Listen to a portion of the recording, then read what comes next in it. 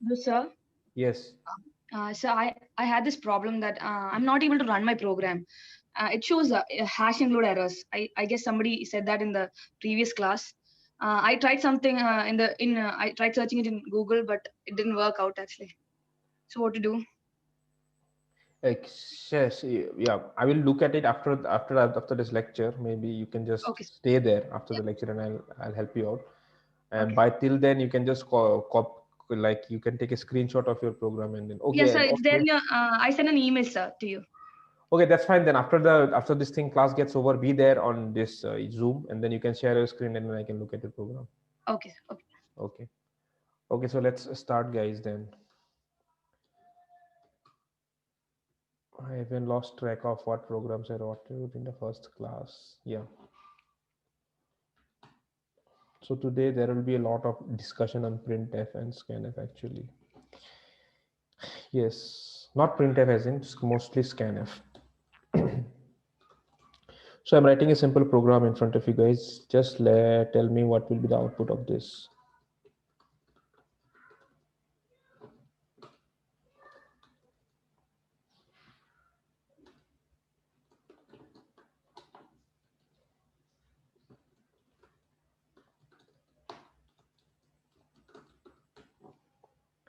Yes. Did you guys have a look at the program? Now what will be the output of this? Tell me.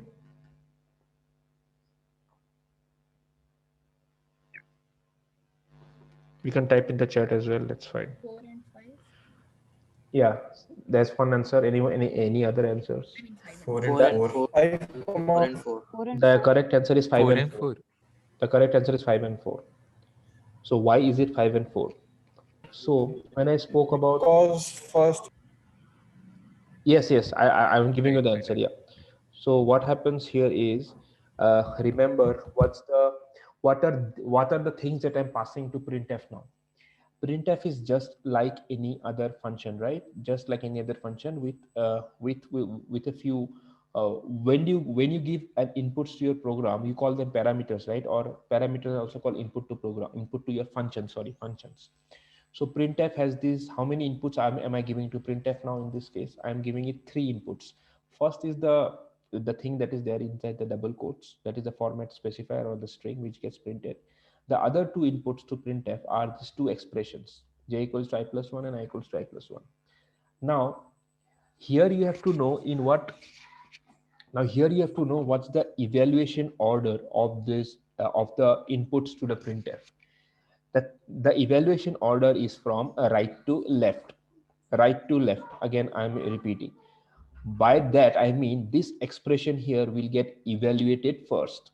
What is it? I equals to I plus 1. So I gets the value 4 because I had 3 to start with, right? So that means I becomes 4 after this.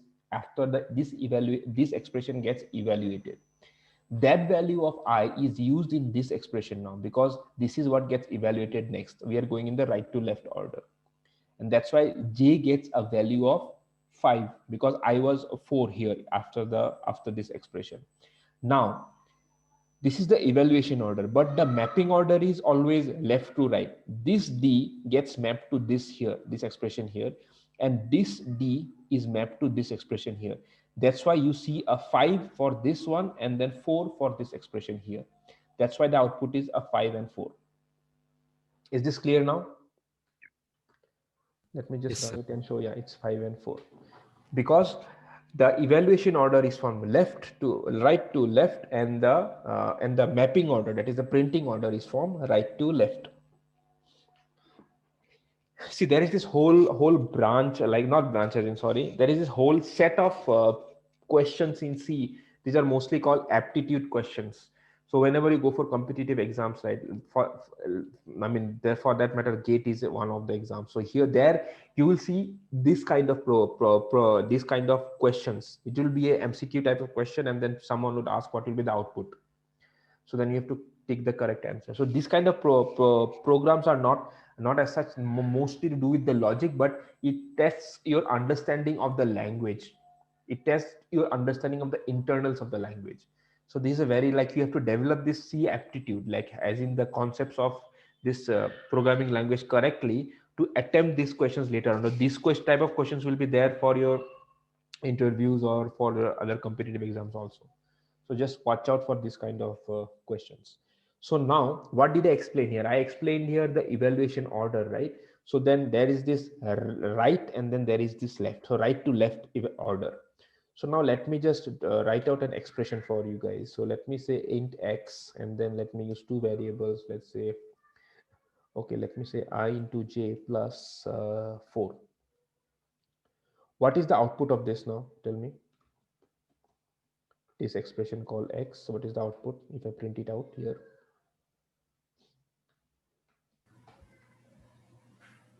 It is I into j 3 into 5 15 plus 5 20, right? 20. Yeah. So why is it 20? Then someone would say BODMAS, right? That BODMAS rule is coming into picture there. But then since you have graduated from school, so don't use the word BODMAS anywhere. Then again, like in your rest of the years in our college. So you can use something called a precedence. This is what the word is, precedence. So when you have different kind of operators thrown together in a single expression. So this is the single expression, right? First of all, before even going there, what's the evaluation order here? Tell me. So this is the declaration, this is the assignment, and this is the expression, right? What gets evaluated first? I've already explained this before. This part, right? RHS part. Yes. Yeah, RHS and then assignment and then the variable.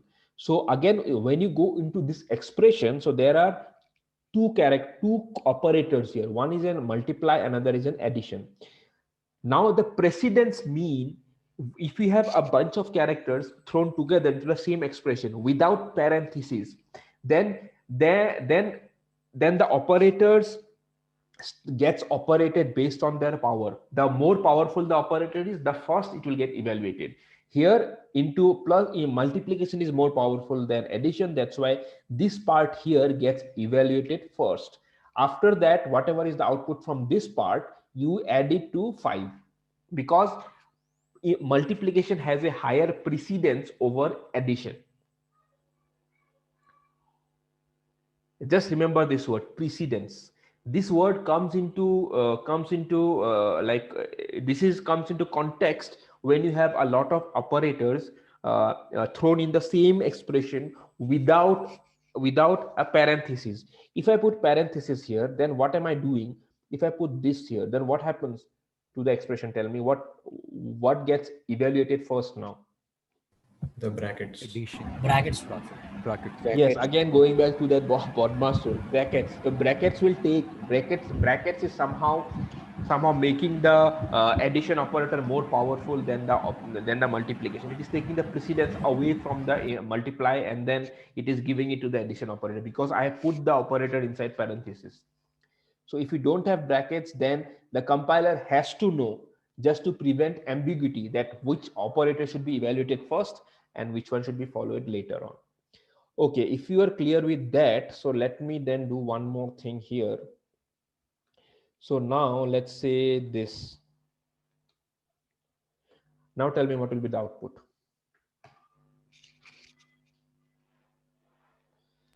Three. See, there are only two scenarios here. Either you evaluate this expression from left to right, or you evaluate this expression from right to left. There are only two ways. You cannot start from the middle, remember. So if you evaluate it from left to right, what is the output? First, this part happens, right? So I minus j is what? I minus j is -2. minus 5. Minus 2. Minus 2 minus 5 is what? Minus 7. Minus 7. So let us see what we get as output. See, we get a minus 7.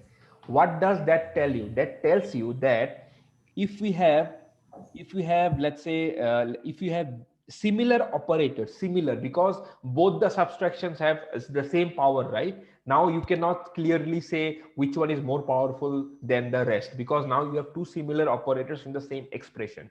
In that case, there is something called associativity. There's another word related to operators.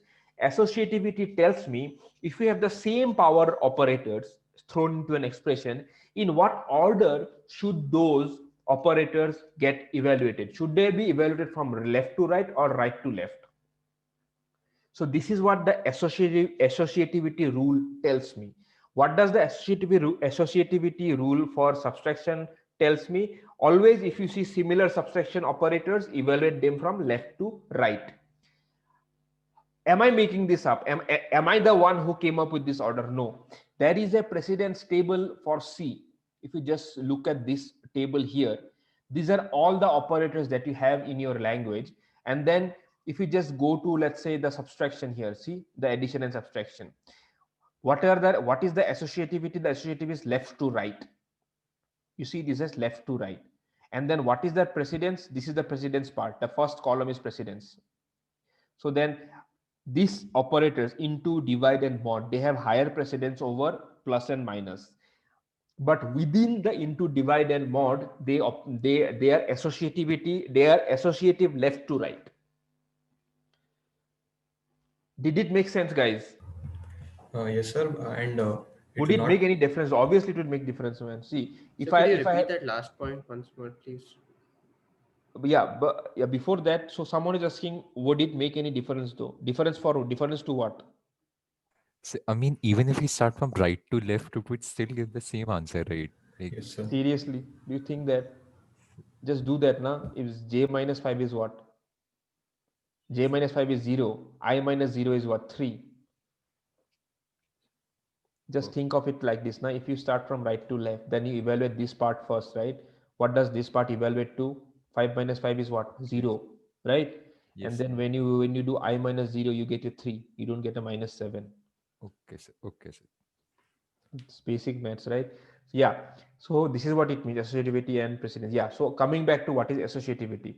So when you have a lot of similar operators into the same expression, so then what you have to what the compiler has to, yeah. So first of all, if you have that, and then say, let's say you don't have any rules to start with. Let's say I don't have any rules. I don't have any associativity rule, right? So there is no way in which you could apply precedence here, right? Because both the operators are of the same power. Then what do? You would have two possible outputs, right? If you evaluate from right to left, then you get 3. If you evaluate from left to right, you get a minus 7. So what should the compiler do? The compiler will just get it will give you a random result, right? Because it doesn't have any rule to start with. That's why your compiler has to implement some rules for similar operators when they are placed together. These rules are called associativity rules. This just says if these operators are together, evaluate them from left to right or right to left order based on whatever the column says here, right to left or left to right. Did I answer your question? Yes, sir. Okay, just to confuse you guys, so let me do one thing now. So let me have one more variable. Okay, so let me say, okay, okay, so let me say int d equals to 2, and then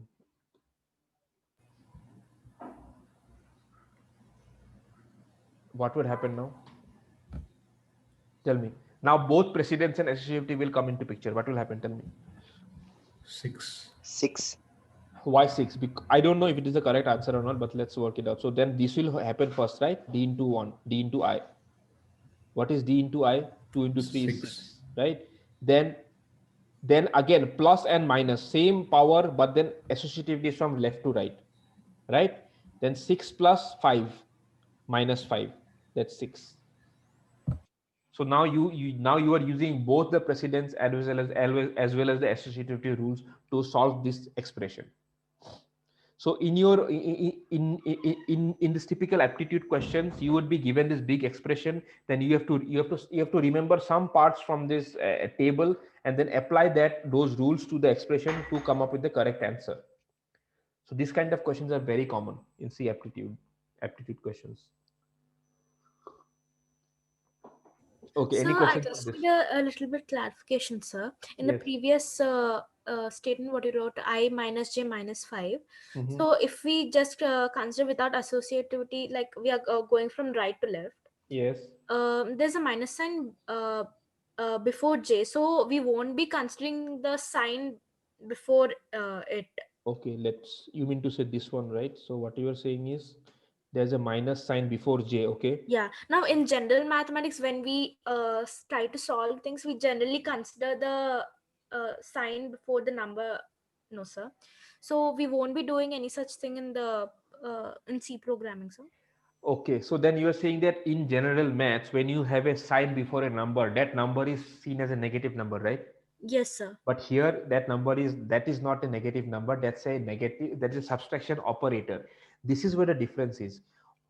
When you want to represent negative numbers, you have to have a number, you have to have a constant value after the sign, after the negative sign. This is a negative number. You have a negative, you have the symbol dash, and then you have the number which is there in the program -2. So that's a negative number right there. But then if you use this negative with a variable, that means that is not a negative sign now. That's a negative, that's a subtraction operator. Okay, sir.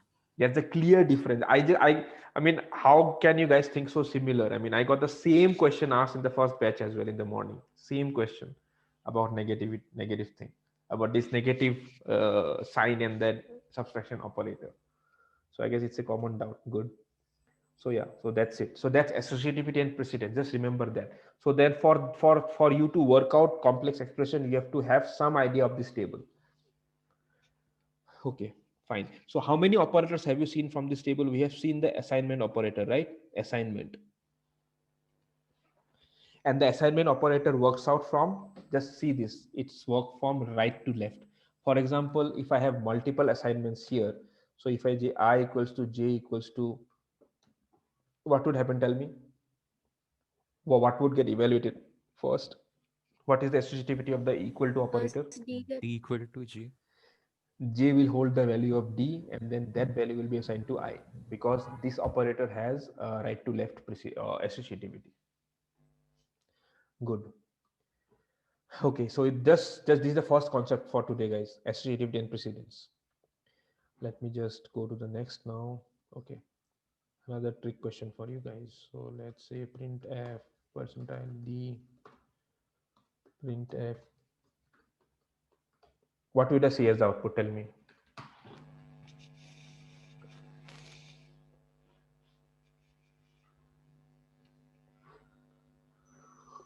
Just a hello. The hello would be there anyways. 7. But then you'll see a 7 as well. Why is the 7 there? Number of characters printed. Correct. See, printf is a function after all, right? So it has, I think it does these beautiful things for you, but then at the very end, printf is a function. So a function does things and then it can also return things, right? So printf, what does the printf do? Printf gets hold of your monitor or terminal, prints out the message that you have. Along with that, it also returns something. What is that it returns? It returns the number of characters you just printed on the terminal. It just returns a count of that. How many characters did you print in the terminal? You printed a space, you printed 5 characters, you printed one more space. That counts to 7 characters. That's why, and first of all, before even going there, what is the evaluation order here?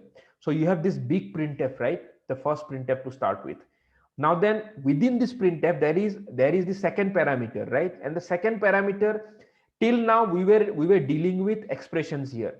So how did it work out? We worked out the expression, and whatever result was the expression giving us, that was assigned to the percentile D on the left. But now instead of the expression, we have a function itself, which is the printf function. So just like the function, just like the expression, the function would also get evaluated. So what do you mean by evaluation of a function? It means you execute the function, that's all. So when this function executes here, you see a hello first, hello, because because just like the expression evaluation first, the function execution will also happen first. That's why the first thing that you see on the terminal is hello, because this function just executed successfully. After that, this function has returned me what? It has returned me the number of character it just printed on the terminal, which happens to be 7. So that value gets mapped to the percentile D here. And that's why you see a hello 7. Is this clear? Yes, sir. Good. Sir, instead of printf, if we keep any function which returns a value, Yes. still it will be the same. Like, It will be the same, exactly. okay, thanks. I'm 200% same.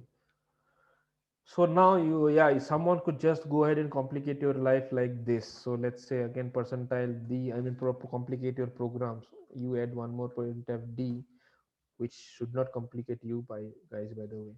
So you just say 2 into 3 plus 4.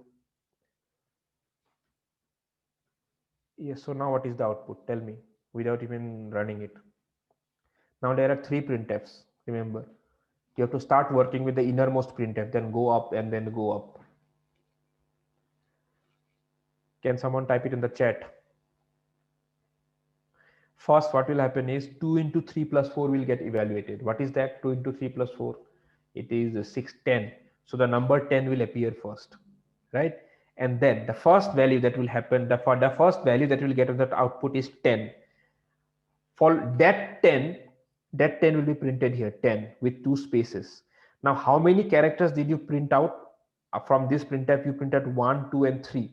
So that will be printed along with hello. Hello, then 3.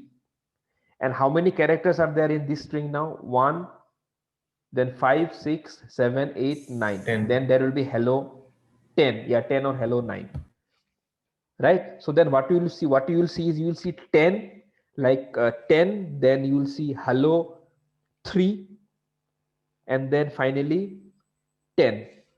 Yeah, 10, hello 3.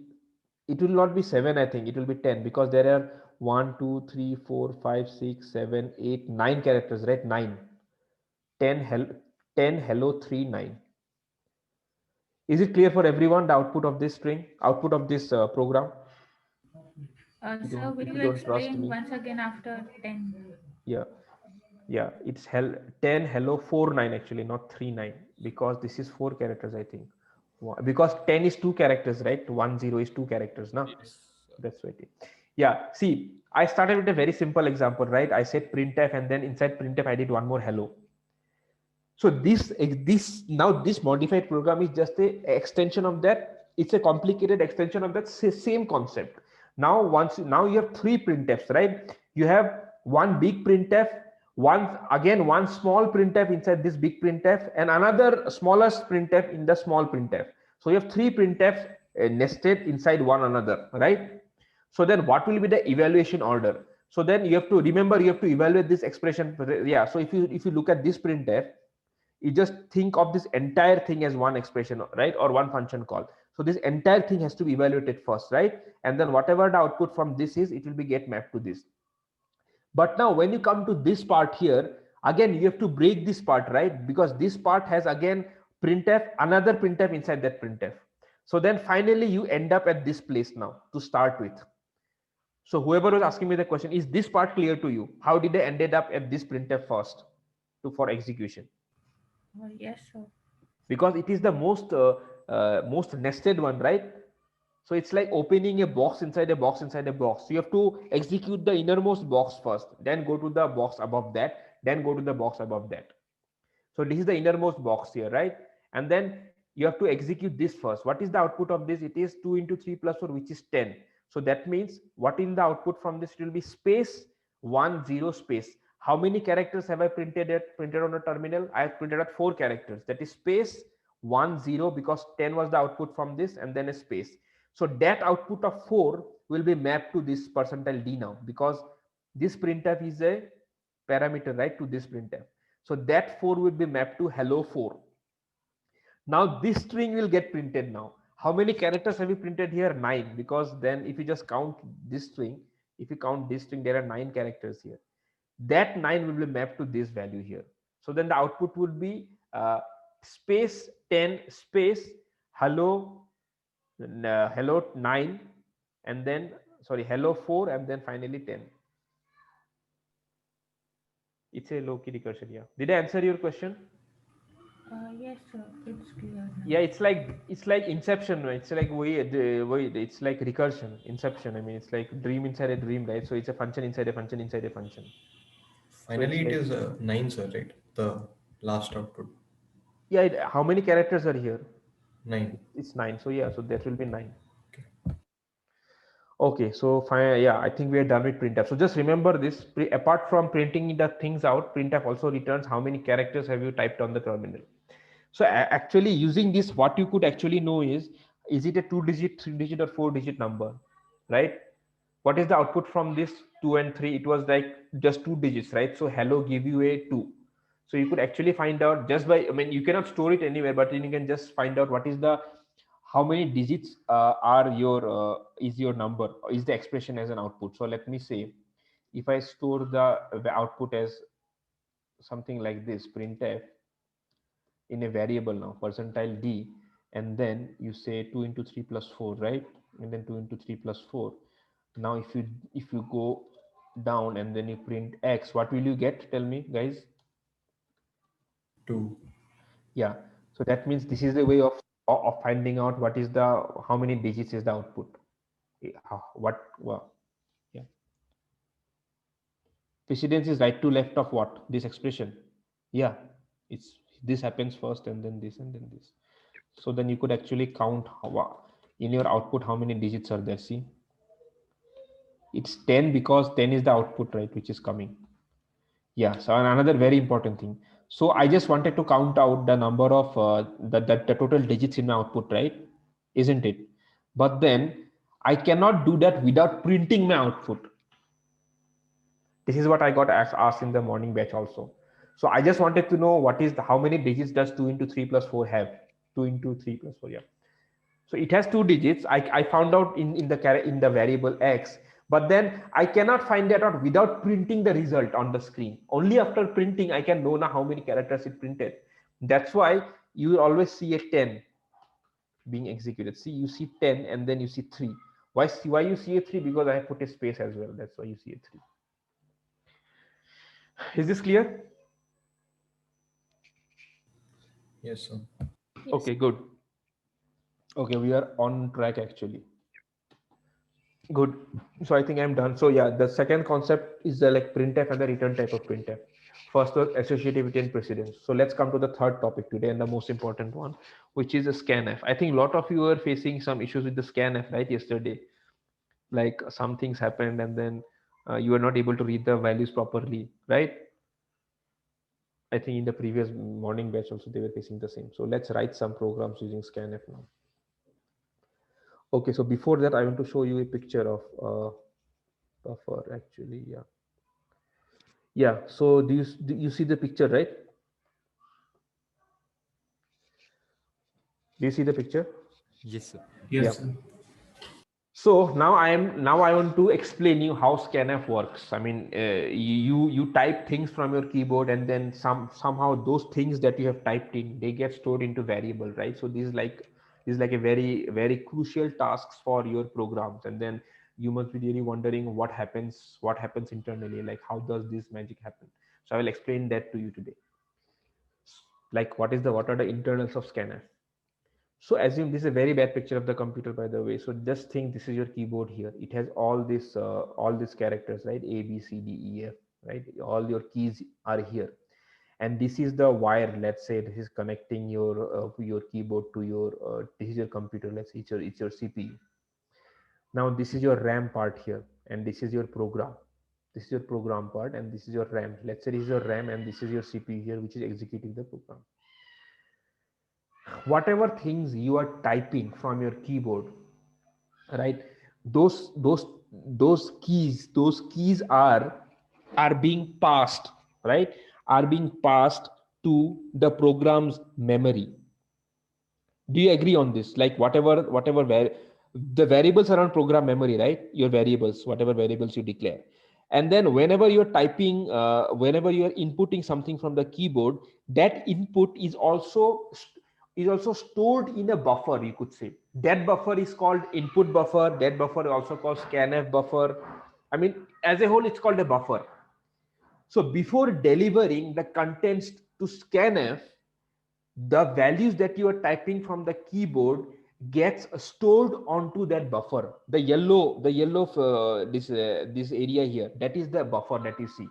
And this buffer is a part of the program's memory, the program memory. It's somewhere there is a small section of bytes, and those bytes represent that buffer, which is acting as the holding area for the keys that you are typing from your keyboard. Now, how are the keys getting stored in your keyboard? Let's say you press the character A. So the moment you press the character A, I mean, this entire this line here lights up. This lights up, and then the signals for A go to your buffer, and then the character A gets stored. So this buffer, you could just say it's a sequence of bytes. Every character that you type on the keyboard, again, going back to previous discussion, you can represent a character in 1 byte, right? Do you agree on this, all of you? Yes. 1 byte is enough for representing a character, right? And all the keys on your keyboard are just 1 byte long. You don't need more storage to represent one key on your keyboard. All the keys on your keyboard have a range from 0, say like it, to 55, not more than that. So whenever you type A goes into the buffer and gets stored as a number. What is that number? That number would be the ASCII equivalent of A. What is the ASCII equivalent of A? Capital A is 65. So whenever I type A, 65 would be located here in this byte. Whenever I type B, then again the ASCII of B would be stored here. Similarly, as I am typing things on my keyboard, this buffer is getting filled. This buffer is getting filled one character at a time, 1 byte at a time. The moment I hit enter on my keyboard, two things happen. The first thing that happens is this character \n becomes part of the buffer, first of all, because that's also a character, right, which you have just typed, the enter character. And it signals the scanf. The scanf was just like waiting. The signal was on standby. Remember, whenever you write a program using scanf and you say enter, you say \a.out, your program just hangs, right? It's waiting for input. This is what the scanf is doing. It's just sitting idle. It's just monitoring the buffer now. Okay. And the moment you press enter on your keyboard, enter gets inside the buffer. It also sends a signal to the scanf function, which is just on standby, to go ahead and start scanning the buffer for the input. So that's when, once you press the enter, the scanf receives the signal and starts scanning the buffer. And then when it starts scanning the buffer, it will try to match the characters that it is seeing on the way. It will scan the buffer from left to right, always, remember. It will start scanning from the first character you entered to the last character you entered. And then as it is viewing these characters on the way, when it is reading the buffer, one character at a time, it will try to match those, bytes or match those characters to the input type that you are expecting. I will go into more details about the last statement when I show you programs. But is the working of scanf clear to you guys? How does it work? What's the work, like how it happens internally? It gets stored in the buffer. Enter, you press an enter, signals goes to scanf. Scanf scans the buffer, and then it tries to map the input that is there on the buffer to whatever input you are wanting your program to read, and store that input into a variable. Is the flow clear, guys? Sir, one small doubt. Yeah. What is the symbol over there, like scanf, below that in the box? What symbol? No, it was there before. It was my mouse cursor. Okay. Yeah. So why did you get curious on the cursor all of a sudden? Not cursor, some symbol was there, like circle. So I thought of like something. Okay. So you got the flow of the thing, right? How it happens internally. So there's a program buffer. This is also called input buffer, and that input buffer is the one from where the scanf reads your input. Yeah, I will come to all these discussions now, Viti. I will show you what is happening. We'll go into a lot of internal, lot of details now. I just gave you the high level picture of scanf. Okay, so now let's do one thing. So remember, so I will do this better with you guys, I guess.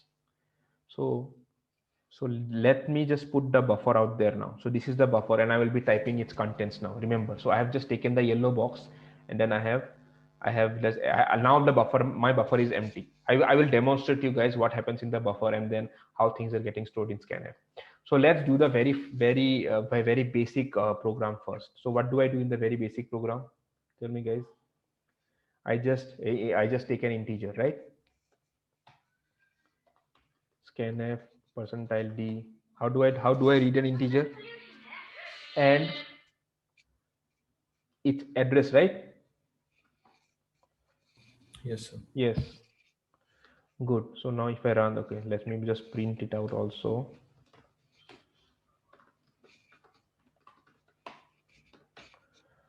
Okay, good. Very good. So GCC S0.c. See, scanf is in standby. Scanf is in this monitoring mode now. So let me enter some numbers. So yeah. So first of all, so what is happening here? So let me just, when I'm typing numbers here, right? When I'm typing numbers, sorry. When I'm typing numbers, all that I'm doing is I am filling my input buffer.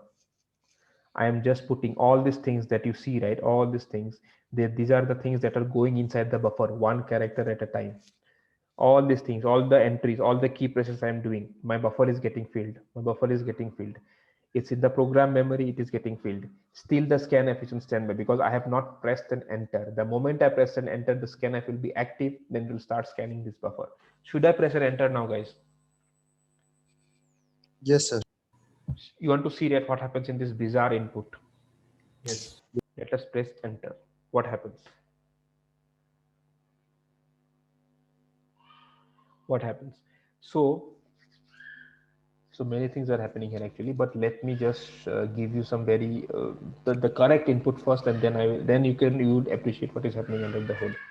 So let me just put a correct correct answer. So 12, right? 12 is the number, and when I say enter, so what happens? When I say 12, what happens is in this buffer here, what am I storing?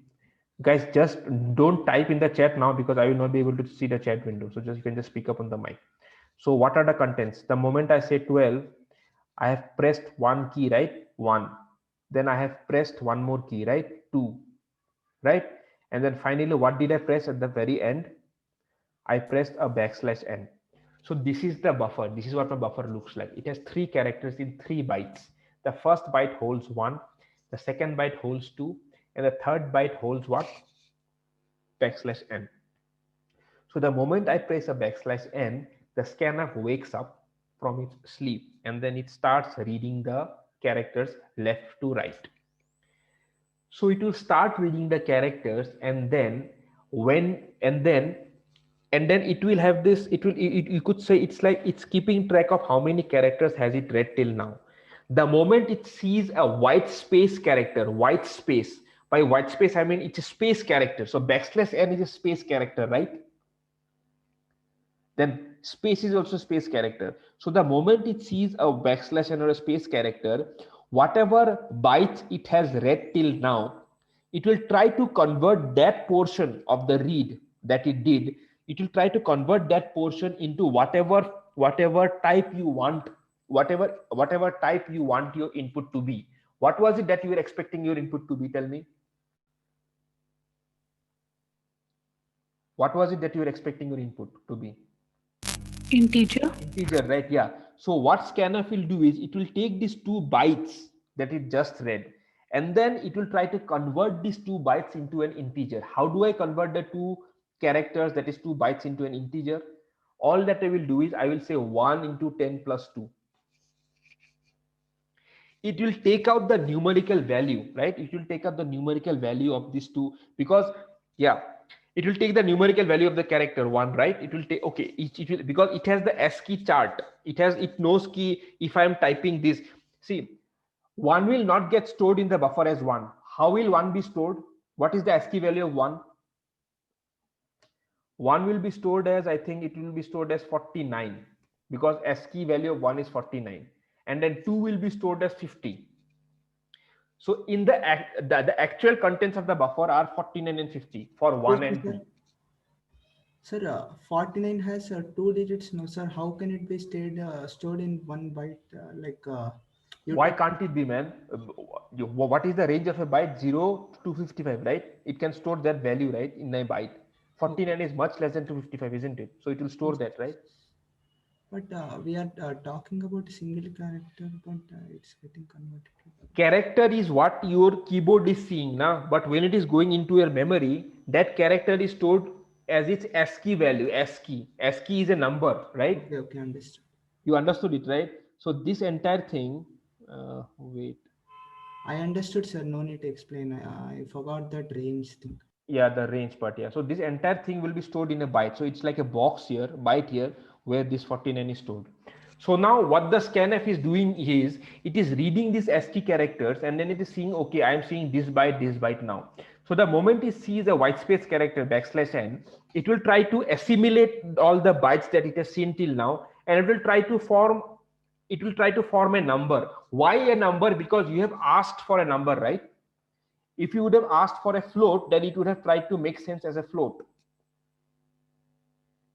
Now it will just convert this ASCII value, this ASCII, that is 4950, to, and how will it know ki 49 corresponds to 1? Because it has this map, right? It knows ki 49 is for 1, the numerical value 1, and 50 is for the numerical value 2. So it will just say, okay, 49 is for 1, that's why 1 into 10 plus 2, which comes to 12. Did you get me? Did you understand what I'm trying to say here? How the scanf maps the bytes to your integer value? Yes, sir. Yes, so it will just read the bytes as they are, and it will form the bytes into a number and then give it to you as an output. Let's read a float now, guys. Just to make things interesting. So now let's read a float. So how would I read a float? Quick. F percentage. Guys, when I say quick, just respond immediately. Yeah. So scanf %f. Now let me just say a float. How would I enter a float? 12.5, right? And then now, what are the contents of the buffer? I will not write the ASCII value. So assume these are the ASCII values only. So 1, you have 1, then you have 2, and then, sorry, you have 1, then 2, and then what do you have? You have a point, and then what do you have? You have a 5, right? Yes. Have I entered \n till now in the buffer? No. No. These are the contents of my buffer. So now the moment I enter \n, oh, \n, what happened here? Sorry. Why You did didn't compile it, don't you? Oh, sorry. Yeah, good observation. So 12.5, enter. See, I get 12.5 as the output. That means what my scanf did was, it took all these characters 1, 2.5, and then it made a float out of it. How can you make a float out of it? Tell me. You can say 1 into 10 plus 2, right?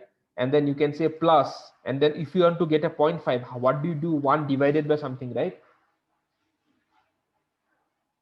So you say 1 divided by 2, maybe something like that, and then it basically tries to form this number by just reading the characters that it just saw.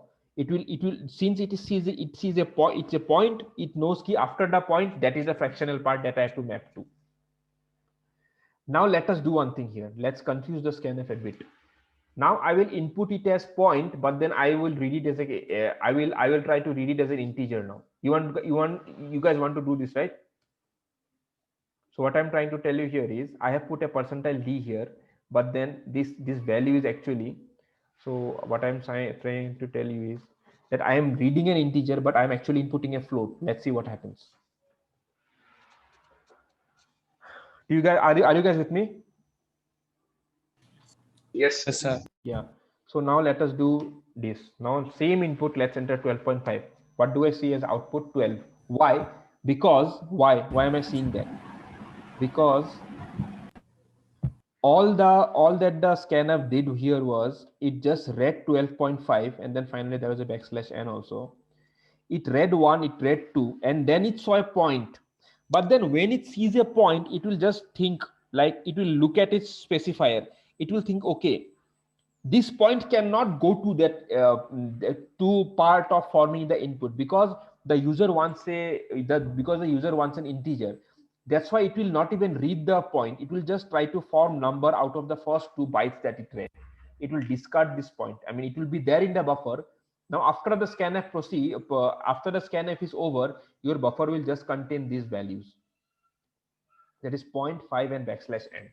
It will have successfully converted these 2 bytes into a number, and whenever it does a successful conversion, it just deletes those 2 bytes from the buffer. Now your buffer will just contain this after the first scanf. Sir, reverse slash n represents the enter which we press, right? Yes, it represents the Newland character. Okay. Okay. So now let us do a very important discussion again.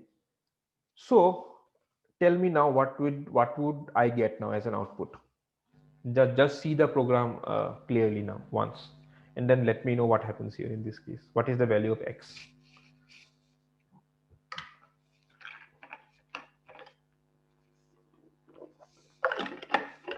Just like printf, scanf also returns something. Scanf returns how many values was it able to successfully map.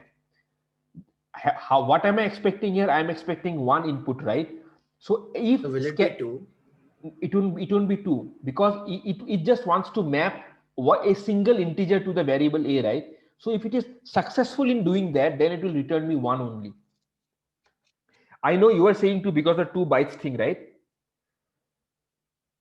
Yes, sir. Yeah, it doesn't have to do with the number of bytes read. It just has to read it just has to do with how many it has to do with how many inputs was it able to successfully map to the input stream, that is the buffer. So in this case it just has to map one integer, right, to the buffer. So that's why it will say x, that is it will say 1 for x. So if you just run this code here, you just say 12.5, see, you will get 1 because it was able to map 1 successfully. Now I will give you one more demo for this, the same thing. So let me say, let me not put numbers at all, let me put some random garbage here, a b c d. Okay, so are these numbers, tell me that the things that are there in my buffer now, what are the things in my buffer? All these things are part of my buffer now, right? So all these things are part of my buffer. Do you see any number here? No. No. Can scanf convert these bytes into number? No, right? So that means what should scanf return me in this case? 0. 0, exactly. So let us see if scanf returns me 0. See, it returns me 0. That means it was not able to map any byte to the given input type that I wanted. I mean, it doesn't count the number of bytes. It's just that it was not able to even map. No input mapping happened basically. That's why it gave me 0, because all that I entered was numbers, characters, and that's why it gave me 0. If there would have been a successful, let's say I put a 12 here to start with, right? And then let's say I say ASD. See, I get a 1. Why? Can someone quickly say why now? It will store the 12, and after that, it will just. Exactly. It saw two characters and then it mapped to a number, right? After that it doesn't make sense now. But the scanf is happy because all that it wanted was just a single input to be mapped, right? And then it mapped that, and then I'm happy. Sir, I have a doubt. In the previous case, if we print the A, like I think it was A, right? You want to see the value now? Yeah, yes.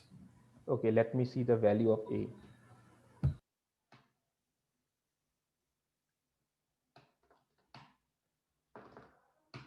C12.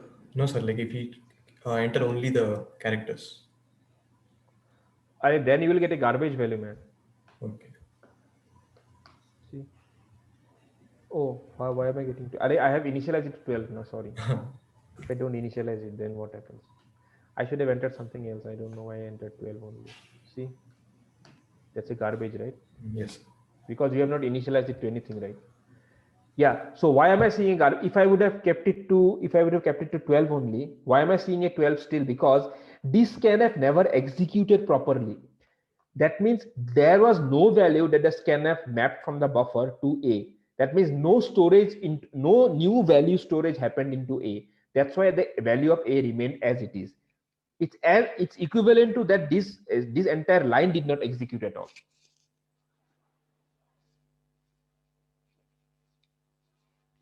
Does it make sense? Good. So it makes sense, right? Yes. Yes, sir. Okay, so now let's do one more experiment. So in the morning batch, we did a lot of experiments actually. We split open scanf like anything.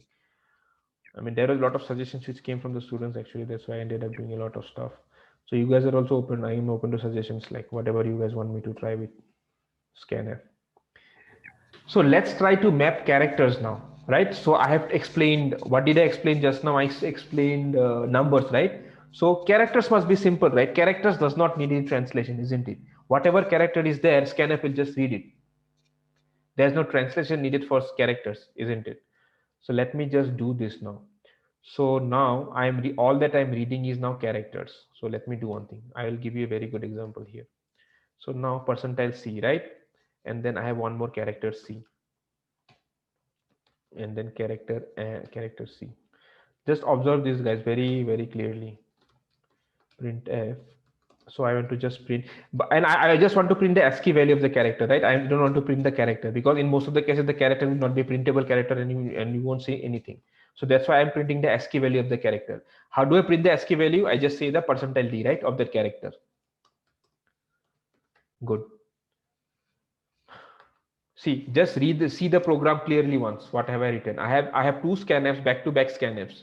One is trying to take in a number from the buffer, and another is trying to take in a character from the buffer. And then after that, I just do a printf. Good. So now let me just run what was the thing as 0?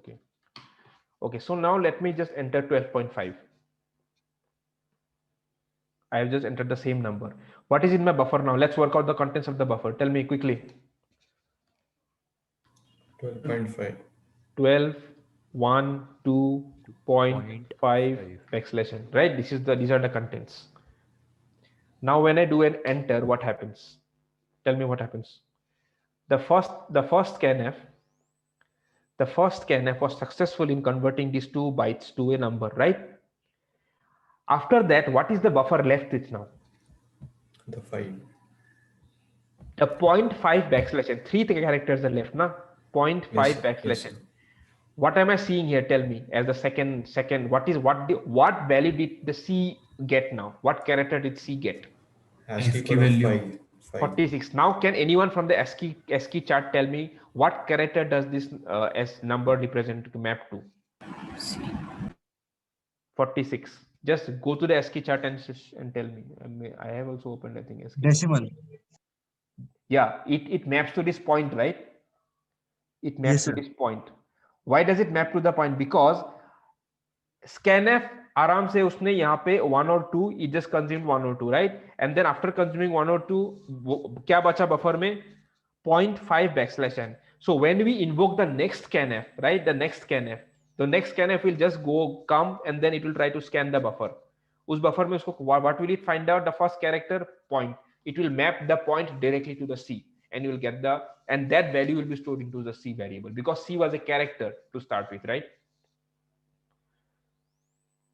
So when you have back-to-back scanfs, the other scanfs try to it's like whatever is left over in the buffer, it will like go and scavenge on that. It will just go and see acha jo bhi bacha hai, then I will try to make some input out of that.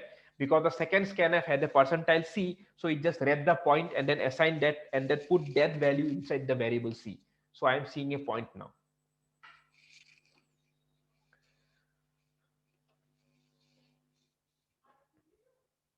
Does it make sense? So why didn't the second scanf demand for an input from the user? Why would it? Because the buffer already has input. Now there is enough input for the scanf to consume. Think of scanf as like a person, right? A 2-person thing. There is one plate. The first person ate something, and there is already something in the plate already. So why would it ask me for more food? It will just take that food, whatever is there, right? So, sir, we can have more scanf because more things are left, like 5 and backslash n. Yeah, let's see that. Good. So you guys should come out with this kind of experiment. So how many scanfs should I put? Tell me, to consume the entire input.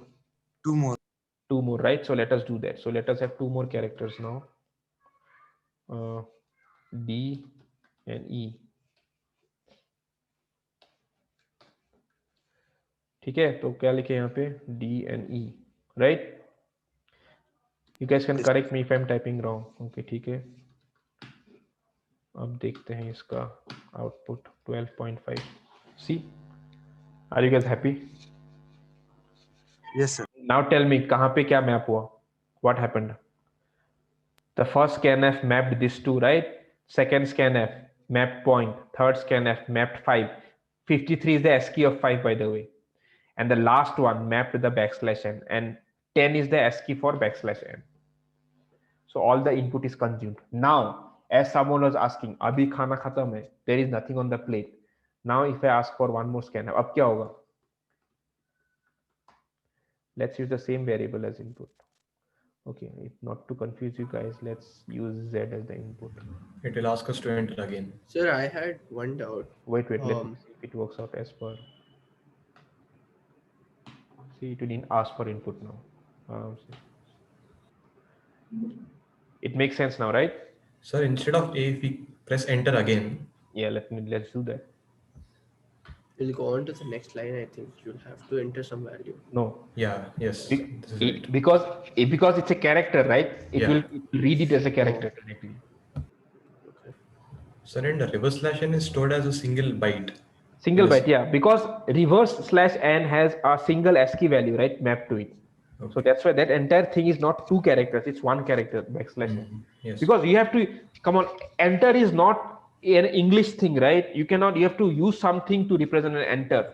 So that's why you use backslash n. Both the characters combine together to represent the enter. That's why you have to have that. That's a single character, not 2 characters.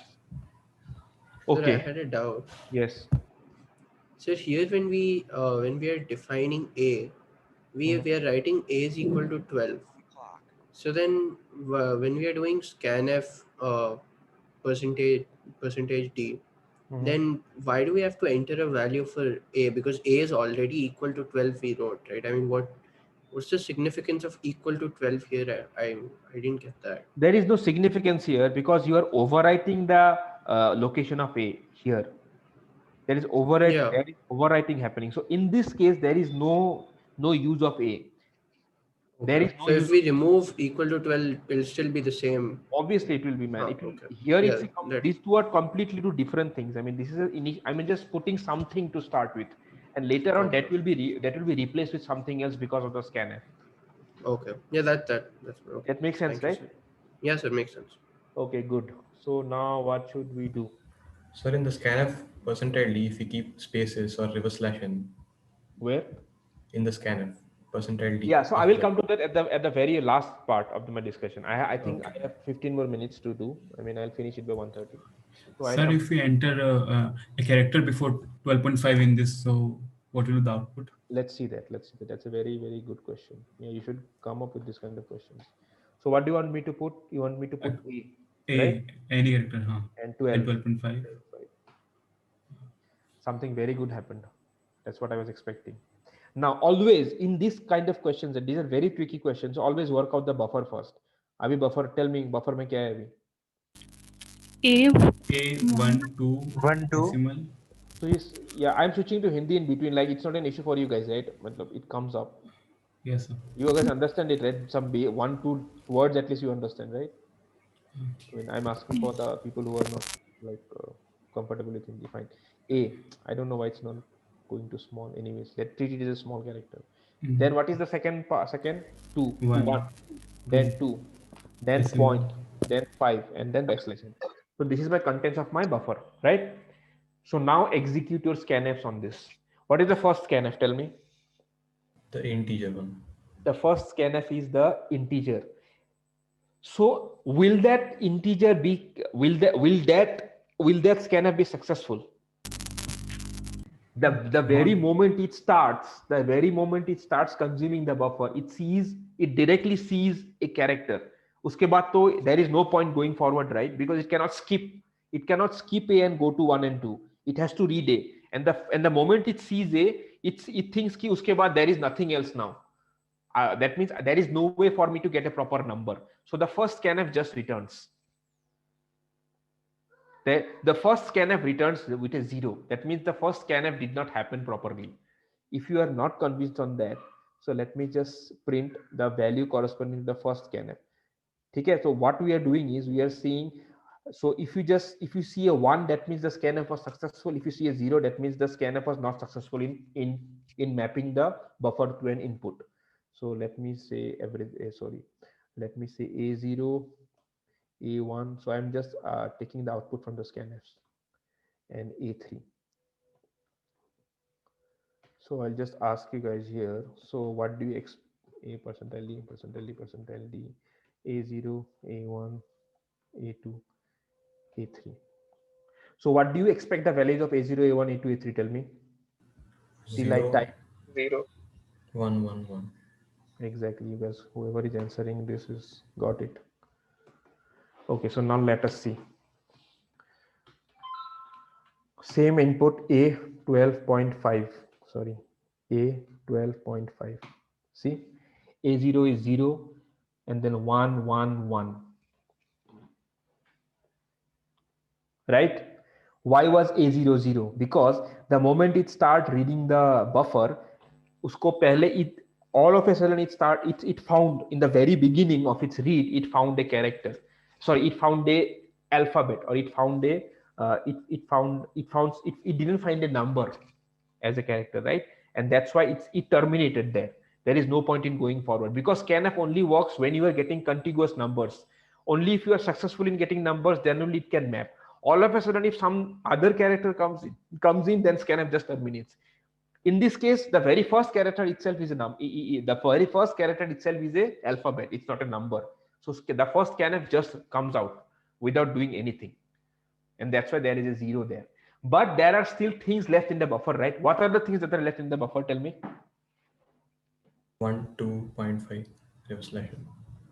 No, not 1, 2. Did the first scanf consume A properly? No. No, that means A is still there, right? The small a is still there, right? So that's why you see the 97 here first. 97 stands for small a. 49 stands for 1 and 50 stands for 2. A character is only deleted from the buffer if scanf has made successful use of that in one of its mapping to the input. But A was never part of a successful translation, right, or a successful mapping. So A stays in the buffer. Now, when the other scanfs are there below, those scanfs just read this out of the buffer, because the buffer has A1, 2.5 and \n. So that's why you see 97, 49 and 50. So the 32766 is a garbage value, like in the first one? It's a garbage value. Because the first scanf did not execute properly, right? Because the first scanf was supposed to put some value into A, right? A. But this initially, that's why I put a 12 here, so that you know that if I have put a 12, that means A, the value of A stays as it is. It never changed. That's why I just put a 12 before. So if you see this, right? So A 12.5. Just see this. It will stay as 12. That means A was never reinitialized with some new value from scanf. A Sir, value stays as 12. if you have included Z in the last printf function, then would we have got the value, the ASCII value for decimal? Yes, obviously. Why not? I didn't include. That's it. If let me include Z. We already saw the ASCII value for decimal, right? In one of the examples. So let's see what happens in the last case. No, you will not. What is the last character in the buffer, man? You are a bit confused here. Always work out the buffer first. You have to work out the buffer contents. What are the buffer contents? A, yes, sir, 46 1, is 2. for the decimal, and we got correct. Okay, so it's like A gets mapped to A, D, E, F, and Z, right? Yeah, 46 per point. Yeah. So you cannot just work out from the program. Just try to, whatever you have typed in the keyboard, try to map it to a buffer like diagram, and then see, and then try to map the scanfs to the contents of the buffer. Then you will get the correct answer. Sir, if we type 12.5 and then space, does it get read? Let me do that. Okay.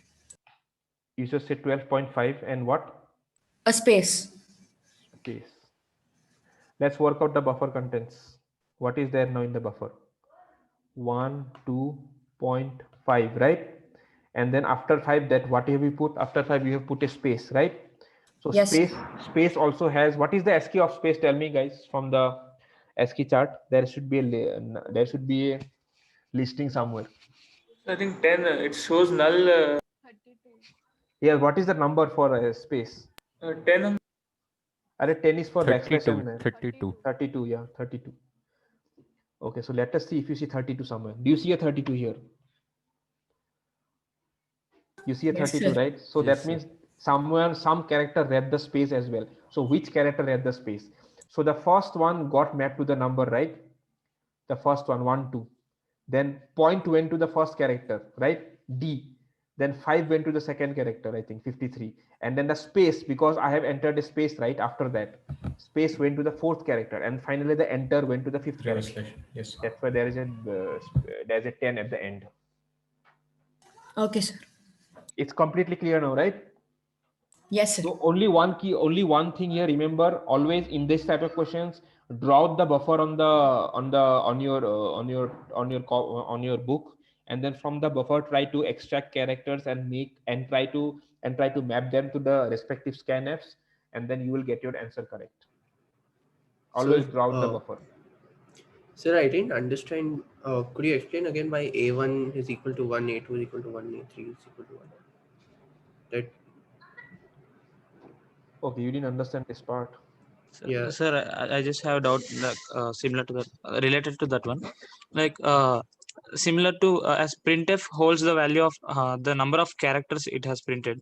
Yes. Similarly, that scanf function holds the truth. I mean, is it had it read the character or not? Like, if it had successfully read the character, then it holds the value 1.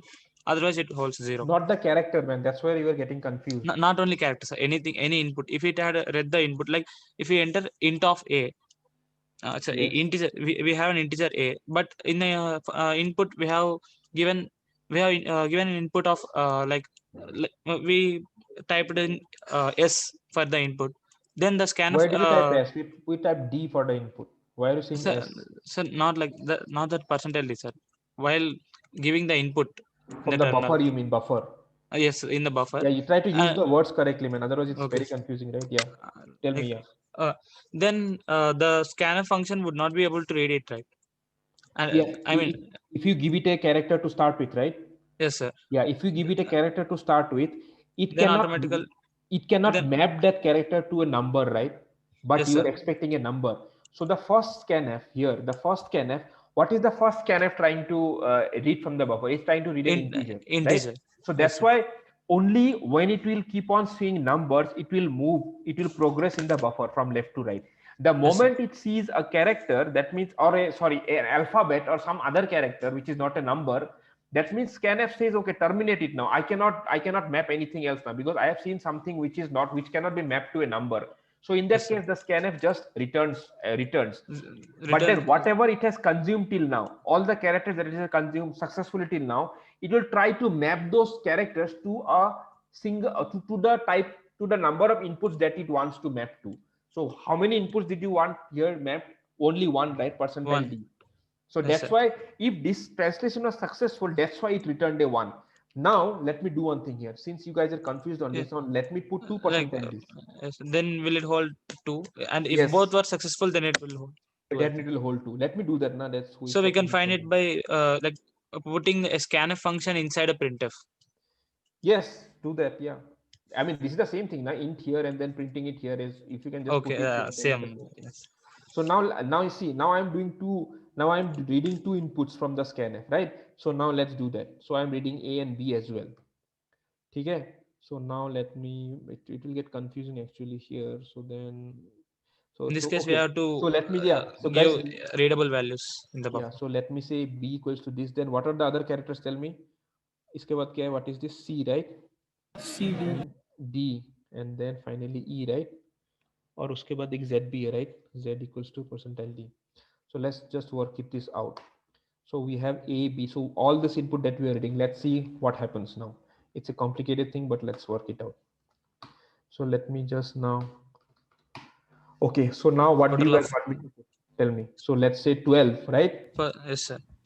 And then I put in spaces. Let's say spaces, lot of spaces. Now my buffer has a lot of space, right? And then uske baad then I put one more number. Let's say 13, right? And then Is B integer or character? Sorry. D is an integer. Like integer. Okay. Just okay for you guys who didn't see the program. So let me just So see the program once and then we will run it. See, these are the scanfs that I'm doing. The first scanf has to do 2 percentile Ds successfully. Only then the scanf is successful. The first scanf has to map 2 numbers from the buffer to a variable. 2 numbers, remember. The second scanf just 1 character. Third scanf another character. Fourth scanf another character. Right? So this is how the scanfs are scattered in your code now. So like if we use the %C, then whatever we type, it can read it. Like it just reads the character, right? Yeah, whatever is there left on the buffer, it will just read it after the number. So we can't get a 0 from it. Like yes, you can get a 0. Sir, like everything we enter is a character. We can read it as a character, right? Yes, but you have to do the conversion then, na? You have to do the conversion yourself then to numbers. You can read everything as a character, fine. But then who will do the conversion for you? Because now if you want to read it as number, then how will you read it as a number? Sir, I mean, the scanf, inside scanf, if we put a %C. Yes. And we use like in the third step, like and C, then whatever we type, it gets assigned to the variable C, right? Yes.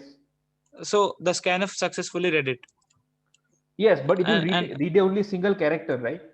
Yes, sir. So we can't get a 0. I mean, the value that scanf returns. You are correct. For percentile C, I think most of the cases you will get something. You don't get a 0 for percentile C as a return value, because something will be there in the buffer always, right? Because he asked a very good question actually. So what he's asking is when there is a percentile C, so always the scanf will return 1, because for percentile C the scanf does not have to translate anything, right? Or does it have to? For numbers it has to take the bytes and then translate it to numbers, right? But for characters, whatever things are there on the buffer, it will just read it as it is, right? It does not have to do any translation. So if there is something on the buffer, it will just read it back. If there is nothing on the buffer, scanf will just halt there. It will just stop there. Your program will stop there until it sees an input from the keyboard. So percentile C, I think the scanf will always return 1. Yes, that's one. So can you explain his doubts once again? What did he say? Let's first work out this example, okay? And then we will go to his doubt. Let's first work this out. So then just remember this, just draw it on your copy or pen somewhere. Sorry, copy or book. So then we have 4 scanfs. The first scanf expects 2 integers, remember, and the next 4 scanfs wants 4 characters each. So now let's run this with some input. Okay, did I compile my code? GCC s0.c. Okay, now let's put the contents now. I have put a 12, I have put a 13, and then what do I want to put? A, B, C, right? And then okay, are you fine with this input, or you want me to put something else? Can you remove the space, sir, in starting? Okay, that's one important thing. There is no this backs. Okay, you want me to put 1 2 3 only, right? 1 2 yes. 1 2. Okay, and then what do you want me to put? Space, like any after space you can keep any character or like that. Do you want me to put space or no space? Let me just put characters now. Let's see what happens. Yes, sir. Okay. Shall I do an enter? Sorry, let me put A, B, C, D, E, F. Shall I do an enter now? Yes. Okay, what happens now? Tell me in this case.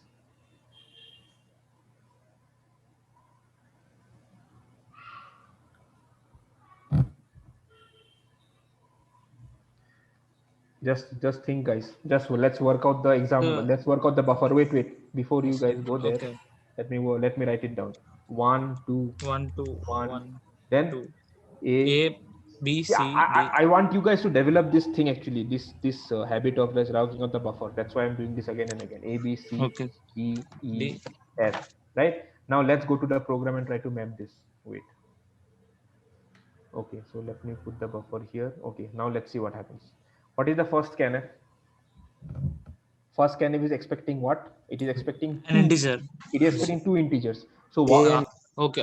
So that's why it will read this entire thing as an integer, right? Because it is seeing continuous numbers. The moment it sees an A, This scanf returns, this scanf says acha theek hai, I have mapped only one number but I cannot map the other number. That's why the first A naught gave me a 1, not 2. Yes. Do you guys get me?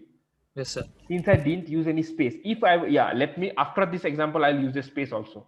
Yeah, since I didn't use a space, so 1 2 1 2 got mapped to the A, and B stays in uninitialized. Matlab B stays as 13. B mein kuch nahi gaya because there was nothing for the scanf from the buffer to equate it to B. That is So the number B retains its value that we gave in the starting. Exactly. Now what is left in the buffer? Tell me. A, B, C, D, E, F, right? So all the other characters will A, just, B, C, D. yeah. So all the other characters will just read A, B, C, D, and then they will just return 1 1 1 1. Like 97 to 100. Yeah, 97. Yeah, 97, 98. Yeah. So you guys saw the 99. output, right? I think Yes. of course it was a 97, 98, 19, 100. See, B retained its values as it is. So now his question, what he was asking before is, this percentile C, guys, percentile C में क्या हो रहा है? Percentile C में you don't have to do any translation. If there is a character in the buffer, then it will read it as it is, right? उसके लिए it doesn't have to wait for these numbers. It doesn't have to wait for these characters to form number and then give it as an and then map it to a variable. Characters are really simple, right? So they are always there in the whatever is there in the buffer will be treated as a character, right? Because buffers are content of characters anyways. So that's why percentile C, whichever scanfs are using percentile C's, in most of the cases they will be successful in reading something from the buffer. They will not be unsuccessful. That's why in most of the cases scanf percentile C's will always return you something positive, that is it was able to read some characters from the buffer. That's why it can never be 0 in most of the cases. But in what cases can it be 0? I think it can never be 0 because even if it was 0, that means there is nothing in the buffer, right? You have to enter something and then you have to come out of the program. And the moment you enter something, it becomes part of the character and that goes to the scanf and it consumes it. Sir? Did you understand my explanation? Yes, sir. Got it. Excuse me, sir. Completely clear, right? Yeah, yes, sir. Got Yes, it. sir. Good. Yeah, tell me. Sir, if we don't assign B a value, then what will happen? The random thing will come up, right? Remember initialization. Sir, random thing or 0? It depends on the compiler, man. I mean, if your compiler, let's say it puts zeros for uninitialized, then it will see you 0, or else you will see a random value. This has nothing to do with scanf, by the way. If all that has happened here is B remains uninitialized. That's it. Sorry, there is no new value that goes inside B because the second part of scanf was not successful in extracting one more number. That's why it never went to B, and B retains its previous value. If you did not initialize B, it will retain 0 or the garbage value depending on your compiler. Sir, can you show it once without assigning a value? But you don't trust me, right? Okay, anyways, let me do this. Let me put the same input 1 2 1 2 and then A B C D E F. See B का क्या आ गया ये 0 है ना? So 0 means what? It means uninitialized, you could say, because my compiler sometimes treats uninitialized as zeros and sometimes it gives me big value. But Okay, clearly sir. that is the value I never gave B, right? So that means it's the uninitialized value. Sir, so it depends on the compiler. Yes, Garbage or 0. Okay, thank you. Good. So now let me try just this one thing. So instead of just writing 1 2 1 2, now let me put a space. Let's say I put a third space and then 13, and then let's say I do A B C D E F, right? Now let's do an enter. Now see, I got a 2 for A naught. That means the first scanf was successfully reading two numbers, right? 12 and 13. Again, if you work out the contents of the buffer, so this is what it looks like: 12 space 13. So the scanf read 1 2 happy. Then the moment it sees a space, it means okay, whatever text I have seen till now, I have to convert that to a number, and it does the conversion successfully. Again, it goes ahead and sees 1 3, and then it sees an A. Okay, now I have seen these two characters. I have to convert these to number. It does a number conversion and then assigns it to B, and then it goes forward. Sir, in place of space, if we type a dot or like A. Let's do that. 12 dot 13, right? Yes, sir. A, B, C, D, E. No, you should. Even if you put anything, it doesn't matter actually after A, B, C, D because it will just stay in the buffer. That's all. But let me not confuse you guys. Yeah. You understand this, right? Even if I put a lot of things after ABCD, all these extra things will be stay in the buffer as it is. The scanf will just consume the first characters as per the percentile Cs. Yes, sir. Yes. Yes, sir. Yes, sir. So if I do an enter, see. Yes, sir. Understood. You understood it, right? Yeah. It says a 1 because when you say a point, right? When you see a point, that's a very good thing that you've asked me actually. So that means if you put a point, that means the scanner should be expecting a point actually. If it does not see a point, but you have entered a point, then it will not be able to map it properly. See, now I will do one thing. The same thing, I have now put a point in between both the percentile Ds, right? Yes, sir. Now it will work. Now let us do this. Now let us do 12.13 and A, B, C, D, E, F. Now see. Yes, sir. Because it is expecting the point. So whatever character, because this point is not a white space character, remember. So if you put some other character, let me put my name here. Let me put my name. If I put my name, I have to write my name there. Only then the scanf will proceed to the other things. Let me explain that to you. Now you see, right, what my program is. I have a percentile D, I have my name in between after that, and then I have a percentile D, right? So now let me just run the code. Okay, so now first of all, let me not write my name. Let me just say 12 and then space and 13 and A, B, C, D, E, F. See what happened? So now What? it just treats as one number. Sorry? So now it will just treat like 1, 2, 1, 3 as one number. See, now what the scanf is expecting, I'll tell you. Now the scanf is expecting between the two numbers, there should be this set of characters with my name. If it is not there, it will not be able to go to 13 or else also, because it is expecting to see this name there. If it is not there, it will just return, it will come out. That's why after the first 1, 2, it just said 1 and then came out. Now if I just put my name there, 12, and then see. So in scanf, whatever other characters you put other than a white space, you have to put the characters as it is, as per your. So they will act, those set of characters will act as a space. Not space. Those characters will act as, like, you have to say, the scanf is explicitly telling you you have to put the characters for me to successfully progress to the next character in the stream, in the buffer. Got it. If those if the scanf does not see those characters, it will just come out. Yes, sir. By reading whatever it read successfully till that point. Yes, sir. Yes, sir. Like I experimented with it. Like instead of not only your name, like we can put any garbage in between, but it still skips all those parts. Yes. You have to put the garbage as it is if you want to read it properly. If you Yes, want to sir. go to the next input. Okay, guys, that ends the scanf discussion today actually. So try out a lot of things. You can do a lot of experiments with that. Just remember only one thing.